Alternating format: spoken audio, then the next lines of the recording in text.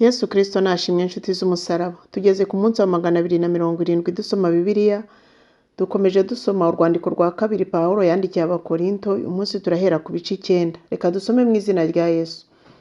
Ibyo kugaburira abera sinaruha mbibandikira, kuko nzi umutima wanyu ukunze ari wo mbirataho mu Banyamakedoniya, babwira yuko Abanyakaya bamaze umwaka biteguye, kandi ko guhirimbana kwanyu kwateye abenshi umwete. Ariko natumye bene data bo kugira ngo uko kwirata twirata mwebwe kutazapfa ubusa, kandi no kugira ngo muzabe mwiteguye nk'uko nababwiye. Kuko ntashaka ko twebwe, simvuze mwe, tuzakorwa n'isoni z'ibyo twiringiye, niba Abanyamakedoniya bamwe bazazana nanjye bagasanga mutiteguye.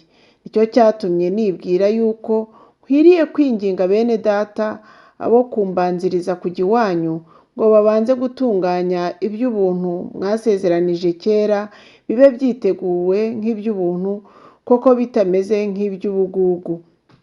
Ariko ndavuga ibi ngo ubiba nke azasarura bike, naho ubiba nyinshi azasarura byinshi. Umuntu wese atange nk'uko abigambiriye mu mutima we, atinuba kandi adahatwa, kuko Imana ikunda utanga anezerewe. Kandi rero Imana ishobora kuzabasazaho ubuntu bwose, kugira ngo murusheho gukora ibyiza byose, mufite ibibahagije muri byose, nk'uko byanditswe ngo yaranyanyagije aha abakene, gukiranuka kwe guhoraho iteka ryose. Iha umubibyi imbuto n'imitsima yo kumugaburira, niyo izabaha, ibongerera imbuto zanyu zo kubiba, kandi igwize imbuto zo gukiranuka kwanyu. Namwe muzatungishwa muri byose, ngo mugire ubuntu bwose, mutume Imana ihimbazwa. Kuko uwo murimo wo kugabura utamara gusa ubukene bw'abera, ahubwo utera benshi guhimbaza Imana, bayihimbaza kubw'ubuhamya bw'uyu murimo mwitangiye, mukemera kugandukira ubutumwa bwiza bwa Kristo, mukagira ubuntu bwinshi bwo kubafasha no gufasha abandi bose.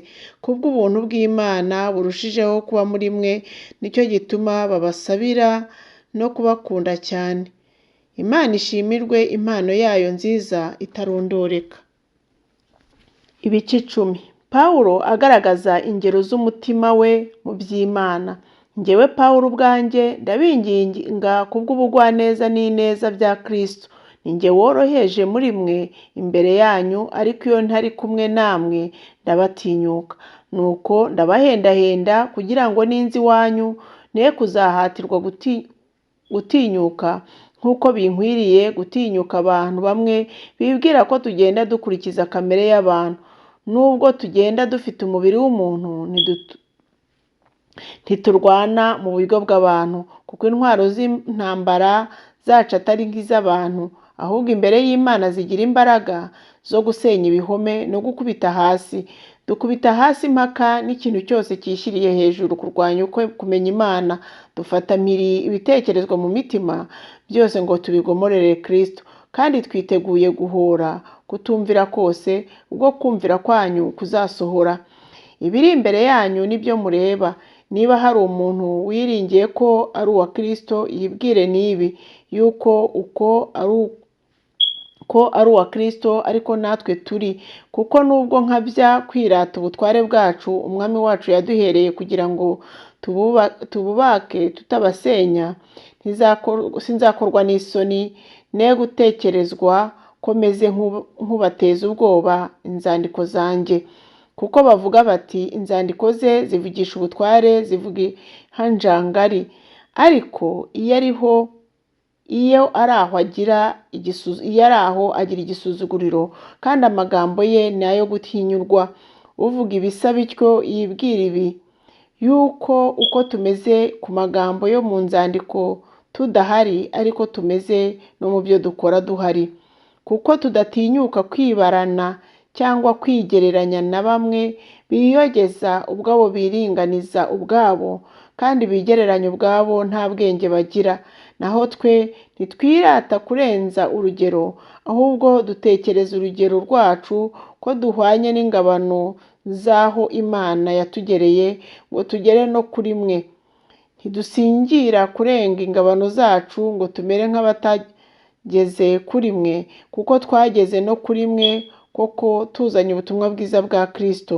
Ntitwirata kurenza urugero, ntitwirata n'ibyo abandi bakoze, ahubwo twiringiye yuko kwizera kwanyu nigukura tuzashyirwa hejuru ku bwanyu, ku byo twagerewe ngo twagurirwe kuvuga ubutumwa bwiza mu bihugu biri hirya yanyu. Si ukugira ngo twirate ibyo dusanze byiteguwe byagenewe undi, ahubwo uwirata niyirata Uwiteka, kuko uyogeza atari we ushimwa, keretse uwo Umwami wacu yogeza niwe ushimwa. Ibice 11. Intumwa z'ibinyoma.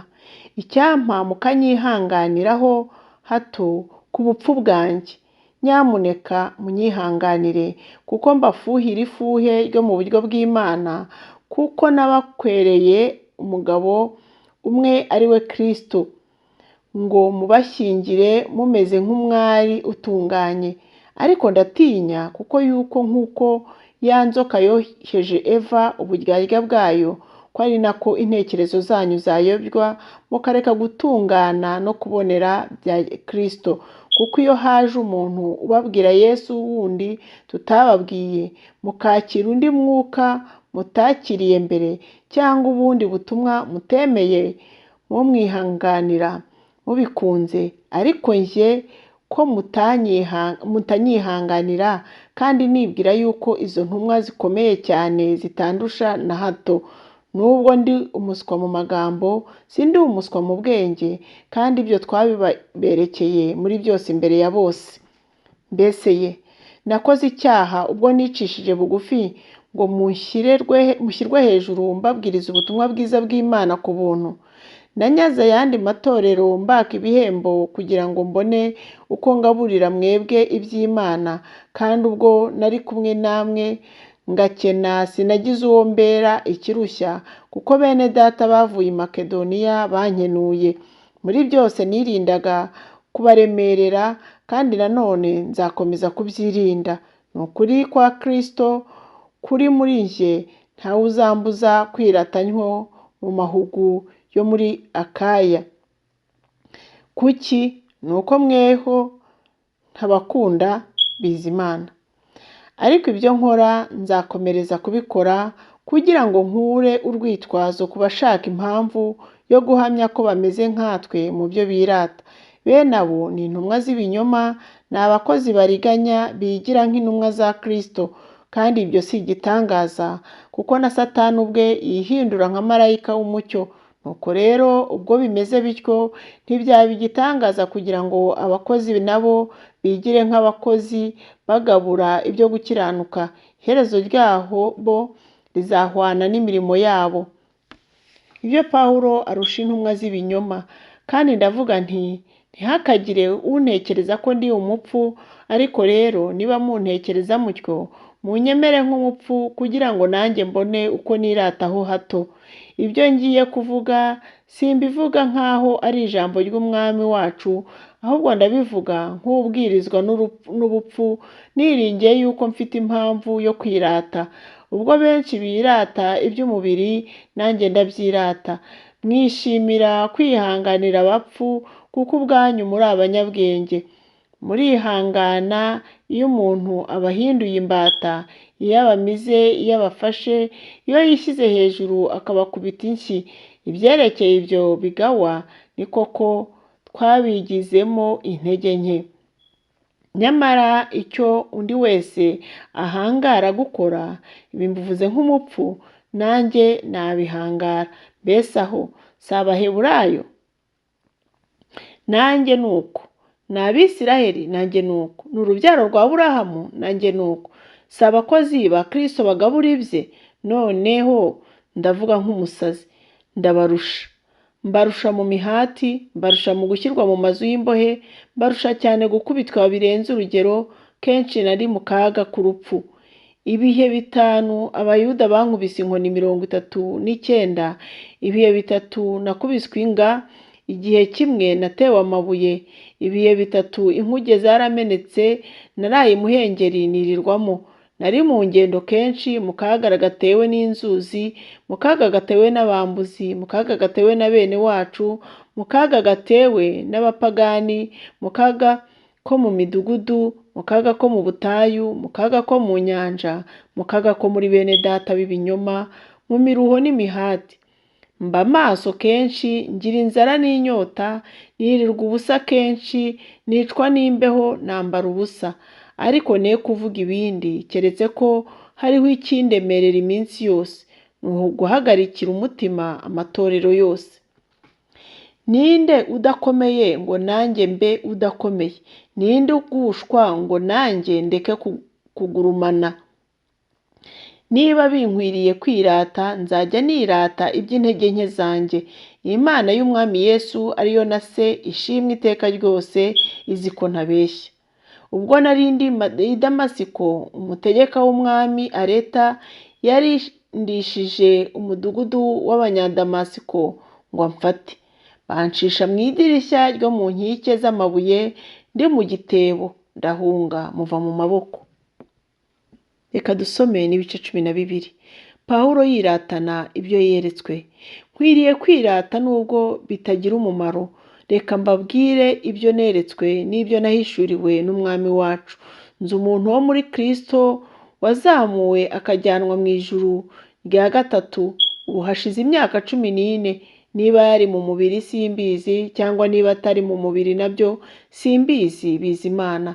Kandi nzi yuko uwo muntu niba yari ari mu mubiri cyangwa niba yari atari mu mubiri simbizi, bizi Imana. Yazamuwe akajyanwa muri paradizo, akumva ibitavugwa, iby'umuntu adakwiriye kuvuga. Kubw'uwo muntu ndirata, ariko ku bwanjye sinirata, keretse kubw'intege nke zanjye. Kandi nashaka kwirata sinaba umupfu, kuko navuga ukuri. Ariko ndarorereye kugira ngo hatagira untekereza ibiruta ibyo ndebana cyangwa ibyo anyumvana. Kandi kugira ngo ne guterwa kwishyira hejuru kurenza ibikwiriye, nuko nahishuriwe ibikomeye cyane. Nicyo cyatumye mpabwa igishakwe cyo mu mubiri, aricyo ntumwa ya Satani, yo kunkubita ibipfunsi ngo ne kwishyira hejuru kurenza ibikwiriye. Kuri icyo kintu ninginze Umwami wacu gatatu ngo kimvemo, ariko arampakanira ati, ubuntu bwanjye buraguhagije, kuko aho intege nke ziri ariho imbaraga zanjye zuzura. Nuko nzanezerwa cyane kwirata intege nke zanjye, ngo imbaraga za Kristo zinzeho. Nicyo gituma ku bwa Kristo nzishimira intege nke zanjye no guhemurwa, nzishimira n'imibabaro no kurenganywa n'ibyago, kuko iyo mbaye umunyantege nke ariho ndushaho kugira imbaraga. Mpindutse umupfu, ariko nimwe mwabimpase, kuko ibyari bikwiriye ari uko mba narogejwe namwe. Dore za ntumwa zikomeye cyane ntacyo zandushije, nubwo ntacyo ndi cyo. Ni ukuri nakoze ibimenyetso byerekana ko ndi intumwa, mbikorera hagati yanyu nihangana cyane, ari byo bimenyetso n'ibitangaza n'imirimo ikomeye. Mbese ayandi matorero yabarushije iki? Keretse yuko ubwanjye ntababereye ikirushya, mumbabarire iryo futi. Pawulo aburira Abakorinto ngo batazabaho umugayo. Dore ubu ni ubwa gatatu nitegura kuza iwanyu, kandi sinzababera ikirushya. Si ibyanyu nshaka, ahubwo ni mwe ubwanyu nshaka, kuko abana badakwiriye guhunikira ababyeyi, ahubwo ababyeyi nibo bakwiriye guhunikira abana. Ku bwanjye nanezezwa cyane no gutanga ibyanjye, ndetse no kwitanga rwose, nitangira ubugingo bwanjye. Nubwo uko ndushaho kubakunda, ariko urukundo mwankundaga rurushaho kugabanuka. Muravuga muti, ibyo byo niko biri koko. Ubwawe ntiwaturemereye, ariko wagize ubwenge bwo kudutegesha uburiganya. Mbese koko hari ubwo nigeze ngira umuntu wese muri bo nabatumyeho mbakisha indamu? nahuguye Tito mutumana na mwene data wundi. Mbese hari indamu Tito yabenzeho? Si umwuka umwe twagendeyemo? Nawe ntiyageze ikirenge mu cyanjye? Bihereye kera mwibwira yuko tubireguraho, ariko imbere y'Imana Kristo niwe utuvugiramo. Kuko bakundwa, byose tubivugiye kubakomeza. Nuko bakundwa, byose tubivugiye kubakomeza, kuko ntinya yuko ubwo nzaza ahari nzasanga mumeze uko ntashaka, nanjye mugasanga ameze uko mudashaka. Kandi ndatinya yuko ahari hazabaho intonganya n'ishyari n'umujinya no kwirema ibice no gusebanya no kuneguranira mu byongorerano no kwihimbariza ubusa no kuvurungana. Kandi ndatinya yuko ubwo nzaza Imana yanjye izongera kuncisha bugufi muri mwe, nanjye ndirire benshi bacumuye kera ntibihane ibyonona n'ubusambanyi n'iby'isoni nkibakoze. Ibice 13. Dore none ubu ni ubwa gatatu nzaza iwanyu. Mu kanwa k'abagabo babiri cyangwa batatu ijambo ryose rizahamywa. Nabivuze kera ubwo nabasuraga ubwa kabiri, nanone nubwo ntahari niko nkibivuga bitaraba, mbwira abacumuye kera n'abandi bose yuko ningaruka ntazabababarira, kuko mushaka ikimenyetso cyo kugaragaza yuko Kristo avugira muri njye. Kristo utari umunyantege nke kuri mwe, ahubwo agira ububasha hagati yanyu.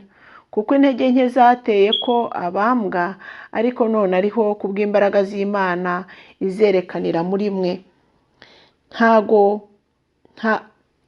Ngaho nimwisuzume ubwanyu, mumenye yuko mukiri mu byo twizeye kandi mwigerageze. Mbese ntimwimenya kandi ntimuzi yuko Yesu Kristo ari muri mwe? Keretse ahari mubaye abagawa. Ariko niringiye yuko muzamenya ko twebweho tutari abagawa. Kuko ndasaba Imana kugira ngo mutagira ikibi mukora. Icyakora si ukugira ngo duse n'abemewe, ahubwo ni ukugira ngo mukore neza nubwo twasa n'abagawa. Kuko ntacyo dushobora gukora ngo turwanye ukuri keretse kukurwanira. Turishima iyo tugize intege nke, namwe mukagira imbaraga. Kandi icyo dusabira ni iki? Ni uko mutunganywa rwose. Igitumye nandika ibyo ntari kumwe namwe ni ukugira ngo nimpaba ne kuzaca imanza z'imbabazi nke, kuko nahawe ubutware n'Umwami wacu bwo kubaka atari ubwo gusenya. Ibisigaye bene data murabeho,